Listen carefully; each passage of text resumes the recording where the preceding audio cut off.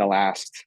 45 minutes of class is just going to be free sparring. And free sparring is going to be, they'll basically, every gym has a clock on the wall that's fairly loud, and they just set up a timer so that you have like a 5 minute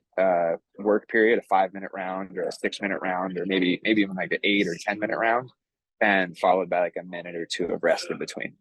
And so what I figured out, that the CoolMitt worked with, just all you needed was like 30 seconds to 3 minutes, and anything in between there that you could, get on it and cool your palms, was going to give you this tremendous benefit of not just like equipping you to go longer, but what I found is it pushes the fatigue barrier, like that initial wall that you have to push through in the first 10-15 minutes of sparring.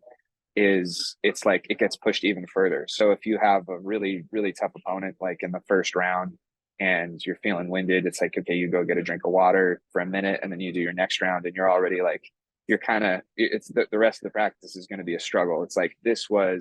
I had an extra 2 rounds of, I'm just totally fine, I don't have a care in the world, I can go as hard as I want, before I hit that initial like serious,